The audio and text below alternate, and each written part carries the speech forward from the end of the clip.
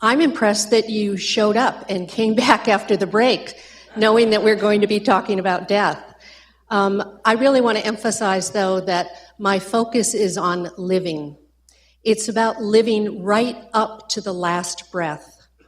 And it's about you helping your loved one to live with that last breath in their way so that it's authentic and full. And that's what I'm here to talk about today, how you can help your loved one to die at the end of life.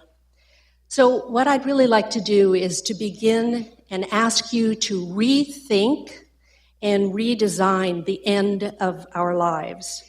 And I'd like us to focus on increasing our abilities to provide a meaningful support to our loved ones as they face the end of life. And really this segues so nicely with Daniel's talk, because what I'm asking is that you all become palliative agents. Not necessarily with the medical information and background, but with the emotional and spiritual focus that palliative care does provide. I come to this story from my own experience, from my own wound, really, and it's why I care so deeply about this work. I was not able to help my mother die. I was 13. She had an illness, but in my family, as is common in many, many families, we did not talk about her illness. I did not have the vocabulary. I certainly didn't have the skills or information at 13, and I did not have the emotional support. So one day, she was there. She was ill. I did the only thing that I knew to do, which was to take my two younger brothers to the beach so she could sleep, thinking that she just had the flu. And when I came back that afternoon, her bed was empty. I was not able to help her, in my mind. I did not say goodbye.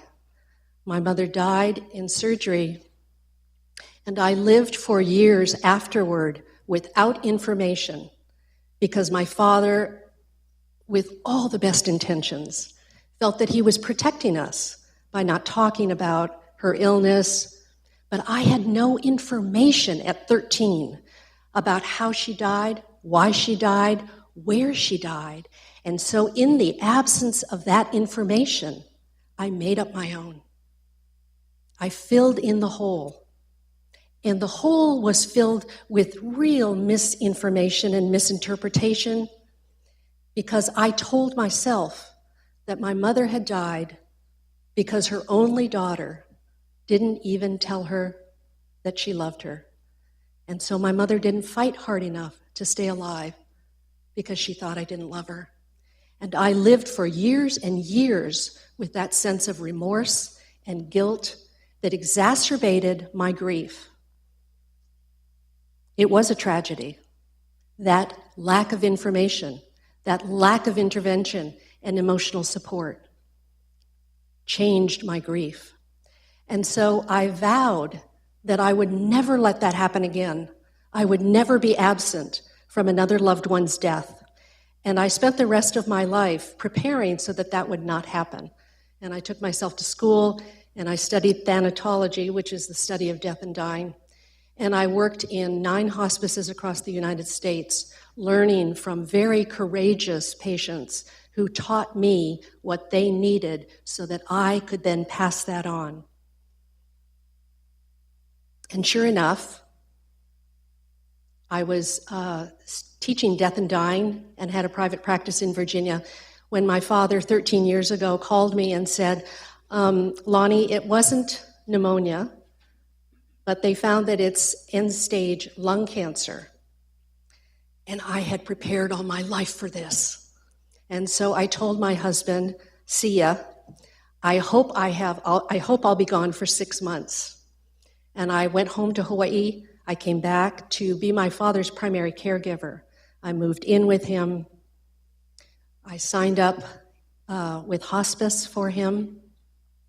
And I did everything that these patients had taught me to do. And I'm here to give you a model and just suggestions, because of course everyone is unique and has unique needs, and I'm really here to advocate for everyone's unique, authentic death. But I want to just give you a story of how I did it with my dad. So I moved in, and I was very direct, and I said the word death and dying. I put it all on the table. I had a family meeting with my brothers and in-laws, and I asked Dad, what do you want? You may have 6 months, you may have 6 weeks. We made a bucket list for him.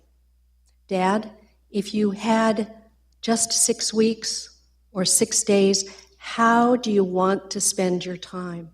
And we wrote it down. I touched him because, boy, that's what the dying have taught me.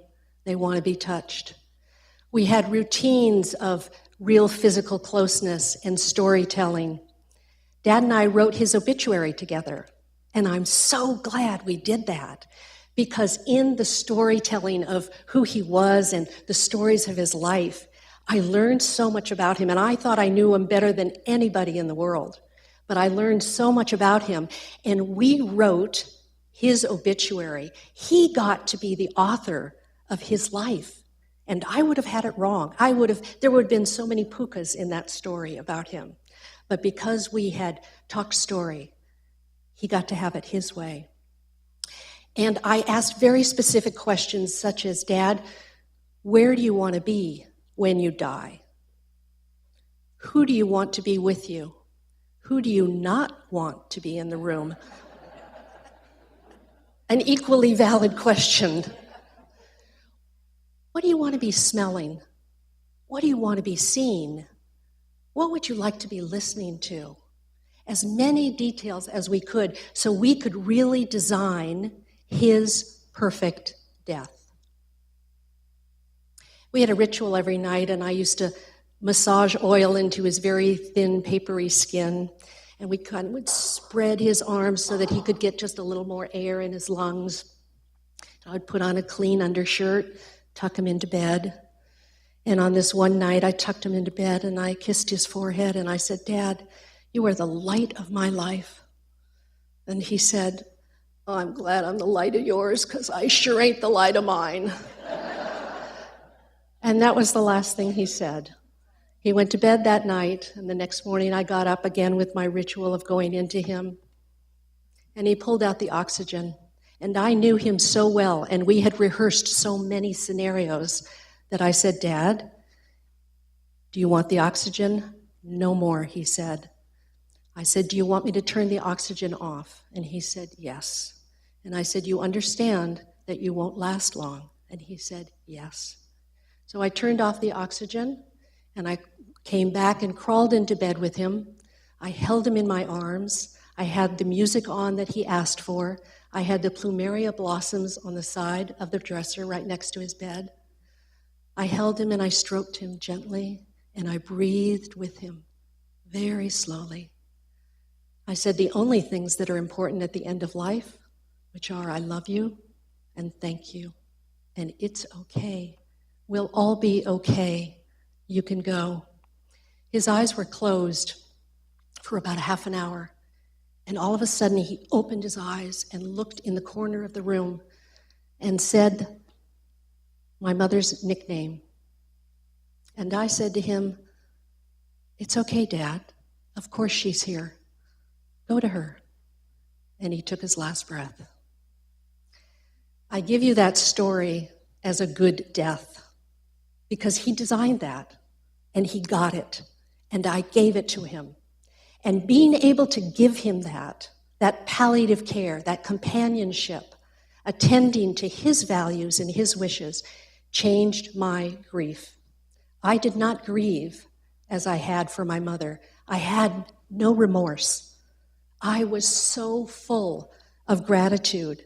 I knew I had given him a gift, and I knew that he had given me a gift that healed the past. So the takeaway is that you too can make a difference at the end of your loved one's life. It's rare for us to create the opportunities or to initiate conversations about the end of life. And in fact, I think there was just a Stanford study that showed that 99.9% of physicians are not comfortable initiating that conversation, Dr. Fishburne being the exception. But I have been invited into homes over and over, especially from adult children who know that their parents need to have that conversation, but they don't, as adult children, know how to start that. And usually when I ask them, what's that about, they'll say they're really afraid that they don't want mom or dad to think that by bringing up this conversation, they really are saying that they move along. It's time to die. So there are ways that we can initiate that conversation, and I usually use myself. I go in and I'll speak with Tutu and I'll say, you know, I've been thinking lately about how I want to die at the end of life. And I know that I want to write it down. And I also know that even as important as it is to write it down, I must communicate it face to face with those that I'm asking to follow my wishes. But I'm wondering, Tutu, what you care about at the end of your life. So we just invite them into that conversation, and maybe you can begin and use yourself. So what I want to leave you with today is just the concept of participation, that we can learn how to participate at the end of life, to be there for the one we love. I'm not asking you to do it all. I'm not asking you to do it all right. The goal isn't to know it all. The challenge is, and there's a posture to this, the challenge is to lean in close to death, because what the dying experience is usually this. People want to distance themselves from the subject, the illness, or the process. So I'm asking you to get close, and I'm telling you that you can't do it wrong unless you don't do it. Just do something your way. What's your good death? What's important to you? If you had a choice, if you could make that choice, would you be at home? Would you be in the hospital? Might you want to die alone? Or do you want to be surrounded by loved ones or a pet? The end result when we attend to these details and when we participate is that our loved one has more dignity. They feel greater intimacy and greater peace at the end. They benefit. And if you participate, I promise you that your grief will be softer, you will move through it more rapidly, less intensely. And thirdly, when we participate, we model compassion and caring for the next generation. We pass it on. That becomes our legacy to our children and our grandchildren. We show them what caring and compassion looks like. So I want to talk about what a good death is. And as I'm talking about this, I'd like you to be thinking about good deaths that perhaps you have witnessed or participated with, but also what's your good death? What are your wishes? I want to tell you what the dying have taught me about what they need. And I want to give you some strategies that you can take home so that you can actually act and behave in a palliative way. So I gave you some homework, and knowing Virginia, I bet you all did it. That death self-efficacy scale is a tool that I use when I'm training healthcare professionals or volunteers working with end of life. These are behaviors that show us where you're comfortable or less comfortable around issues of death and dying. And if you practice these behaviors, you will see that your confidence is raised and a sense of competency is raised. It's always surprising to me that many 30 89-year-olds have never been to a funeral. They've never been in the room of a dying person. But as we have these experiences, we have less and less fear and anxiety. What we learn, what we're able to say to ourselves is, I can handle it. I can cope. And not being able to say that to ourselves is one of the biggest reasons why people don't participate. Just that belief that I can't handle it. So if you look over this scale, I wonder if anyone would share with me if they had an insight or if they learned where they're least comfortable, because then maybe I can address that with a strategy. Where did you find your discomfort? Anybody? Yes, that's a great one. So allowing a family or client or patient to support you. So now I'm going to say that you all are ministering to a loved one who's dying. And we think we're helping them. That is usually a position of power. And when it's turned around, and we do need help and support ourselves as caregivers, yes, we are exhausted, we are stressed, we are emotionally burned out perhaps. There are family dynamics that are all over the map. As caregivers, we need a lot of support. For that patient to turn around and want to support us can be very challenging because we feel vulnerable or we might feel weaker. It's good to know how the patient might feel. So learning to be in a position of vulnerability is really an exercise in learning to be equal. When I train, I'm going to try this, because I'm going to walk. Can you hear me? Yep. So when I'm training hospice patients, I really like to make a distinction between helping and being of service. This isn't my idea. This is Rachel Naomi Rieman's idea, concept of when we help someone. Kenneth, may I borrow you? When I help someone, this is the posture of helping. Who's above? Who's below? Who's in power? Right. When I am in service to someone, this is my posture. We are equals. We both have something to teach and to share with each other. And this is the position that I want to offer palliative care and my emotional support from. So one of the techniques that you can do is when your loved one is in a hospital or even at home and someone comes in to visit, the doctor comes in for a visit and they're standing over your loved one, invite them to sit down and be at equal eye distance with them. Here's another difference between helping and support. So James, may I borrow you? Okay. When I come to the bedside of James, and first of all, if I come into James's room, James is feeling as though he's locked in a bed. He can't get out. I don't want to impose myself or make him even more of a prisoner, so I want to ask permission. James, would this be a good time to visit? Would you like a visit right now? Thank you. And then I'm going to enter. Many people do not ask permission.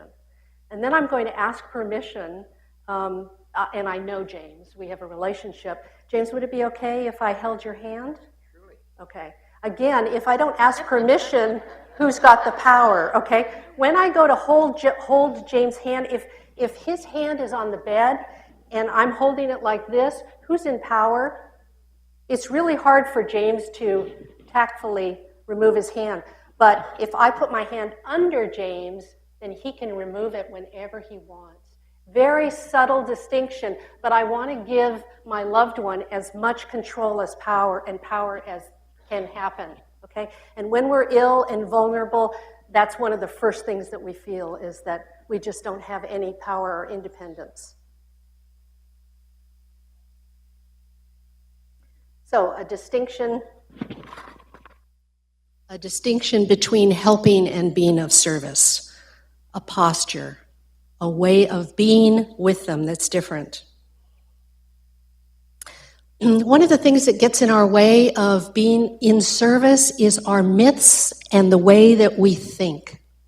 So let me just throw out some ways that we think everybody thinks. How about this? Hospice means giving up.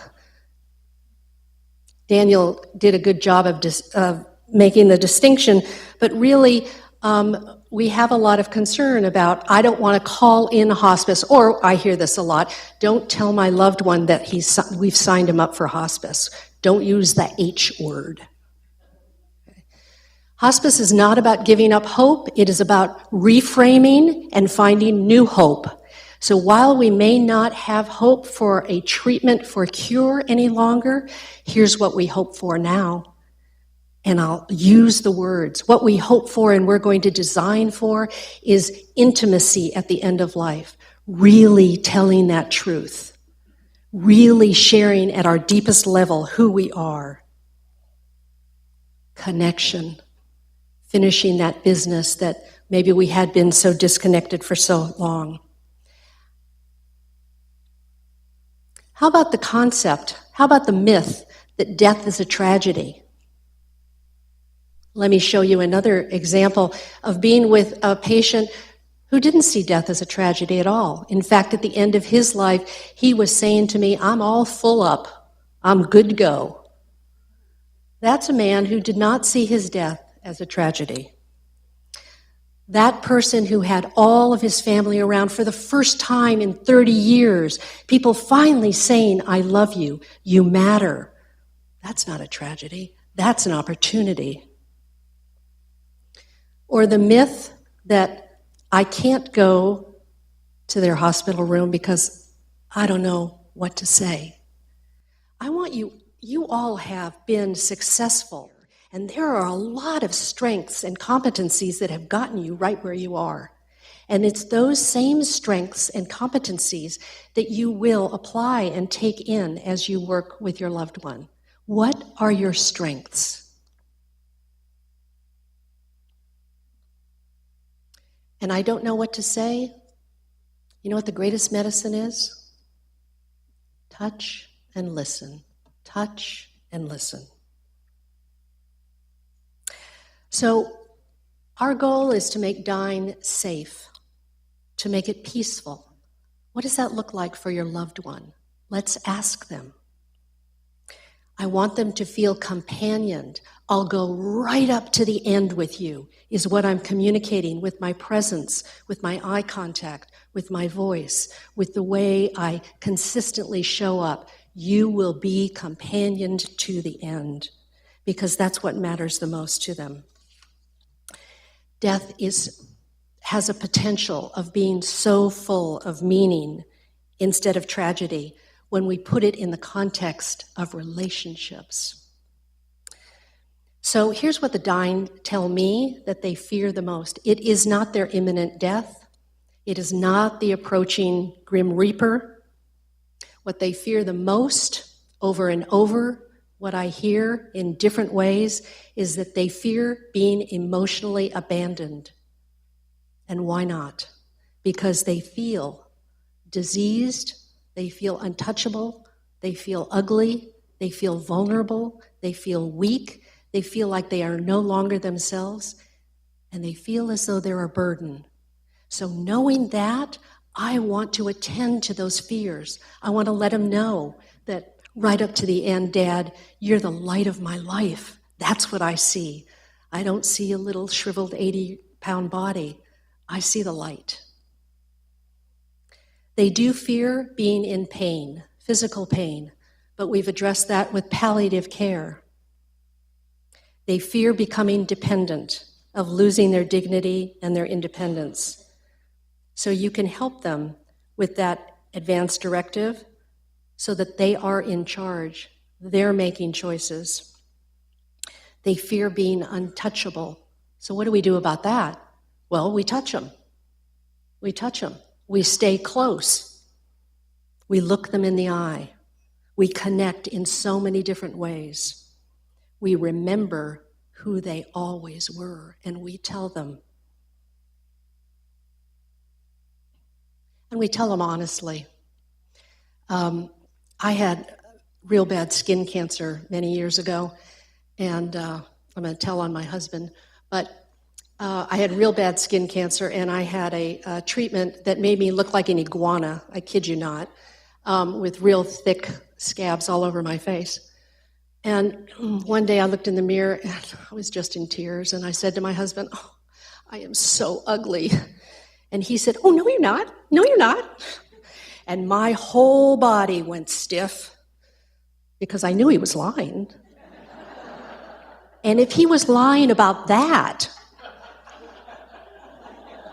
what else had he been lying about? So I tried on the second day. Oh, God, I'm just despicable. No, you're not. No, you're not. And on the third day, he got it. Yes, your face looks really mess, but this too shall pass. And it's not who I see. So I want to be with them honestly. And when they ask for feedback, when they ask for an honest response, I want to be there. The dying fear being isolated. Again, we have an answer for that, don't we? Be with them, companion them, show up when you say you're going to, bring in their loved ones, finish business. A good death is as unique as the individual, but it relates to all of those needs that they've been telling me about. We can give them a sense of control and honor their values and wishes, but we have to know what they are. So we have to start that conversation. You can do that. Ask them the curious, open-ended questions. Just wonder with them. Dad, I wonder what the best day of your life was. I wonder how we could do that now. I wonder what you care about if you only had a week left. I wonder if you'd rather be cremated or buried. I wonder what your obituary ought to say. I have a mantra that we all get one death, one life and one death. And I am vigilant about making it their way. So in my family, if there was ever actually there weren't disagreements because right up front, I put out the mantra, what would Dad want? What would Dad want? As a caregiver, it was not my agenda. My wishes were not important. It was Dad's wishes because it was his death. I'm going to set up my death my way. I get that vote, but my dad got his vote. So again, if you could visualize, if you could make those choices, what would your best death be? Where? Who? What are you seeing? What are you listening to? And how can you put that into motion? So, how can you make a difference? Your presence is so powerful. Your silent presence. When you listen from the heart instead of the head. And a concept that I use a lot is that I really try to delete my need to understand what the patient is saying. Rather, I want to accept. Because, for example, someone says to you, a loved one says to you that it's against your family culture, background, or experience. They want to be cremated instead of buried. You don't understand why they would make that decision. That's less important than you accepting their decision. Accepting looks like this. And that too is a posture of presence. What I do best with a patient, with a loved one, is act as a container. I hold their experience, and oftentimes I'll do that with a patient. Give me your experience. Share your pain. Let's have some respite from this for a moment. I'll hold it and I'll give it back to you whenever you want it. Let me hold it with you. Okay? We listen without answers. We listen without advice. We listen without really sharing our experience unless it's asked for. So, I know we've all been in the hospital and had a procedure for something. And that well-meaning volunteer comes and stands at the door when you're exhausted for 30 minutes and tells you about the same operation that she's had. No, not comforting. But being with the patient, and there are many ways to be with the patient, just eye to eye, if they are not comfortable with touch. I want to respect that. Being the container, paying attention to the nonverbals, because of course we know that only 7% of communication is verbal. I communicate much more through my presence, my body language, the tone of my voice. So I want to be very careful about how I speak with someone, especially at the end of life. I want to be an added value to the serenity of that room. I want to take care of their physical needs, of course, by giving them comfort, a fresh nightshirt, fresh linens, surroundings, and again, asking them what they need. And the practical needs. If a mother is dying, one of the first practical needs I want to ask about is what she needs me to do for her children. What needs to be done around financial needs? In other words, how can we set aside all of those anxieties and fears that the patient has? How can we take care of them for them?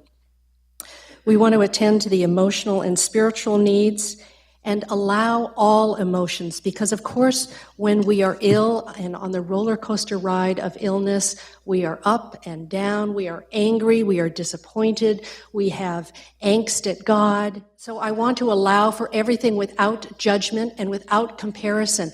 So if you had mom die last year and she did it in her way and she was just pleasant as punch, and you're now tending to dad, and he's a cantankerous old guy, and that's the way he was all of his life. Let's let him go out that way, but without judgment that he should be doing it the way mom did it. What it sounds like, what does present sound like? Language around this sounds like, Dad, I've got your back. Dad, I'm going to be here as long and as close as you need me. You're the boss. No matter how hard it gets, I'll be by your side. That's what presence and caring sounds like.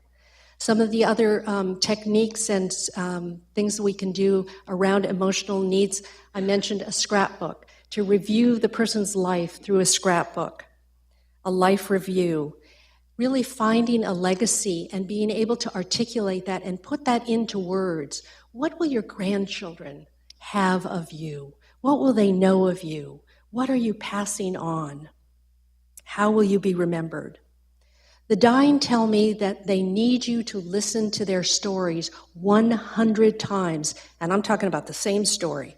And that's important because that one story that they keep repeating over and over, that's the pivotal point of their life.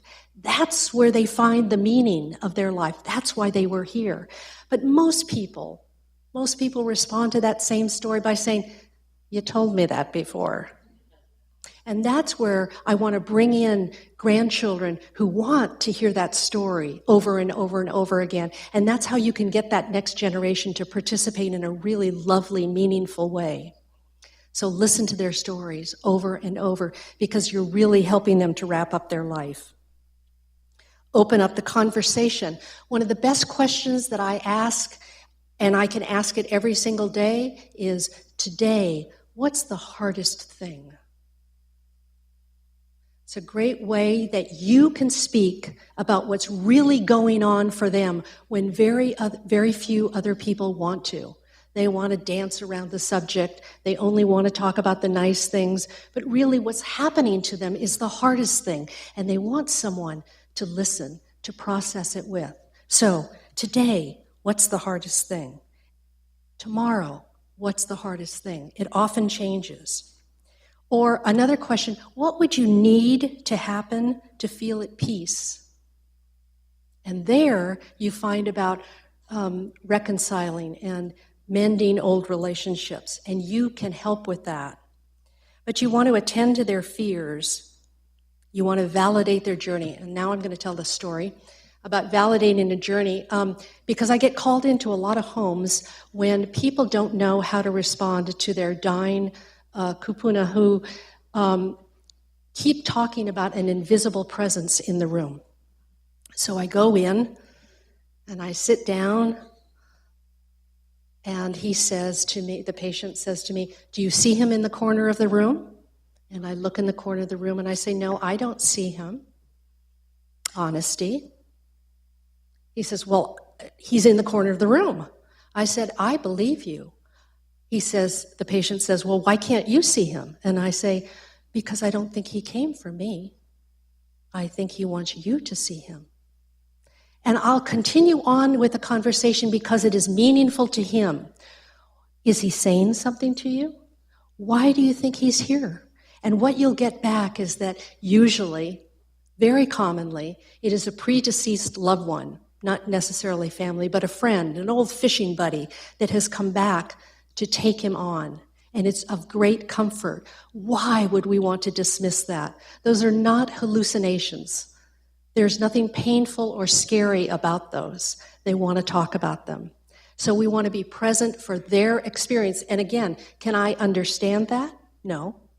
Can I accept it? Yes. Does it make a difference? Yes. So let him tell this story. Additionally, a few techniques that I just want to mention. And if I had a long time, I'd have you all on the floor in partners. And to teach you a technique called the ah breath. So for people that I'm working with who are not comfortable with touch, or maybe their eyes are not open and I can't connect eye to eye, I can still communicate with them the most important message.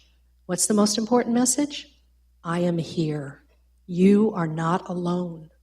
And I do that through the sound of my breath.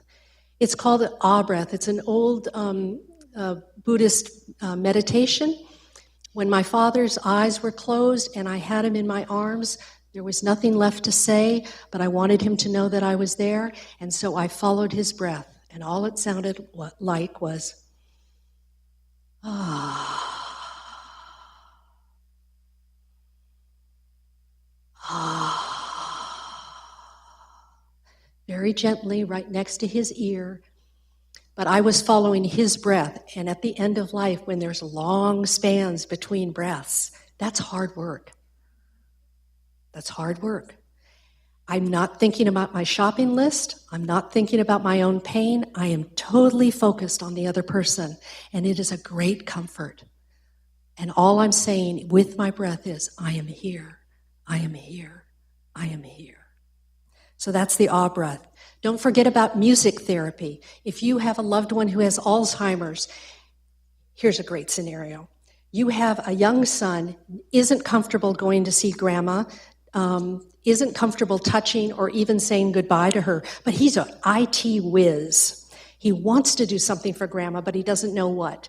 So you say to him, let's make a CD of all the oldies but goodies from the time grandma was 10 years old up until the present. And you play that for her, whether she's with it or not. And there has been really amazing research that people perk up around that. Also, music therapy, I have my own CD, my own death disc of music that I want to go out with. You can do that now for yourselves. What's music that makes you feel peaceful? What's music that soothes you? What is music that relaxes you? You can do that for your loved one. You can do that for yourself. Don't forget about touch with children. I want to invite young children in to massage Tutu's hand, to comb her hair, again, just to participate. Daniel talked a lot about the end-of-life conversations. I just want to tell you that making the decision is really important. Knowing your own values and wishes, absolutely first. Writing it down, absolutely important. Doesn't do a damn bit of good if it's locked in a drawer and you haven't told anybody where it is. Okay? So you need to have that face-to-face conversation. so that people really understand what you want, but also tell them why you want. Like Daniel wrote the letter about his philosophy. That Stanford letter is a great tool to use, and I highly encourage it. I think that's what I want to say. I want to hear your questions and what you care about, what I can answer.